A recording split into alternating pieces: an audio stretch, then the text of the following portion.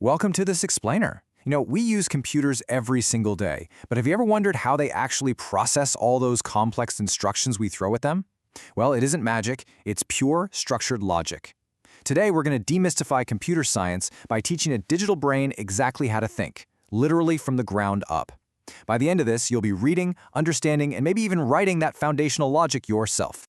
So here's our roadmap for today. We're breaking this down into 5 bite-sized chunks: the language of algorithms, variables, data types, sequence control, and finally, selection control. Let's get right into it. Starting off with part 1, the language of algorithms. All right, so to figure out how we actually communicate with our digital brain, we first need to nail down what an algorithm is. At its core, an algorithm is simply a set of steps for solving a problem executed in a very specific sequence. Think of it like a highly detailed recipe for baking a cake, right? If you do things out of order, like trying to bake the flour before you mix in the wet ingredients, well, you're going to have a disaster. Computers are exactly the same way. They aren't intuitive. They need explicit, step-by-step instructions to get absolutely anything done. Now, to hand the computer these instructions, we generally use 2 primary methods. The first is pseudocode. This is basically simple text statements, kind of like a mashup of simplified English and math. It's super easy to read. The alternative is a flowchart. This is a highly visual approach where we map out the logic using specific shapes and links. Rectangles for processes, diamonds for decisions. It's essentially drawing a literal map for the computer to follow.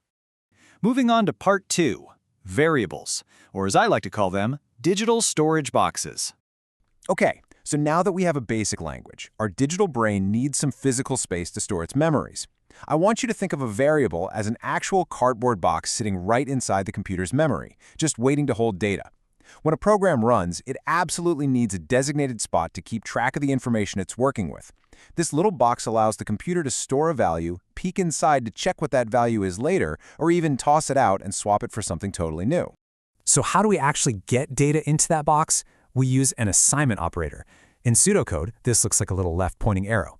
It literally lets us take a piece of data, say the number 8,000, and shove it right into our variable box named price. And we can even copy values from one box to another. For example, if we assign price to a brand new variable called new, we just duplicate that 8,000 right on over. But here's the catch. You've got to label these boxes following some pretty strict rules. Otherwise, the computer's memory bank gets completely confused. You can't just name a variable whatever you feel like. It has to start with an English letter or an underscore. No starting with numbers, ever. And you absolutely must avoid spaces and special symbols. So, a label like player__1 works perfectly. But once player with a space, that'll crash your program instantly. Honestly, spaces are basically a programmer's worst nightmare. That brings us to part 3, understanding basic data types. Now, just like you wouldn't store hot soup in a cardboard box, you have to assign the right kind of memory space to your variables. We do this by defining their data types. There are 4 main ones. First, we have integers. These are your whole numbers, positive or negative, like 288. Then there are floats, or real numbers, which handle decimals. Think 56.5. Next up, characters. These store individual letters, numbers, or symbols. And finally, booleans. These are super strict logical values. They can only ever be true or false, which the computer usually just reads as a 1 or a 0. Let's bring this down to earth with something you probably see every single day. Think about a feedback form on a website. How is all that data actually stored behind the scenes? Well, the contact email address is stored as a string, which is really just a bunch of character types linked together. That star rating from 1 to 5, that's a perfect fit for an integer. And that little checkbox at the bottom asking if you want promotional emails, textbook Boolean. It's either checked or unchecked, true or false. Simple as that. All right, part 4, step-by-step sequence control. You see, our digital brain doesn't just randomly guess what to do with all these variables. It relies on 3 fundamental control structures to navigate problems: sequence, selection, and iteration.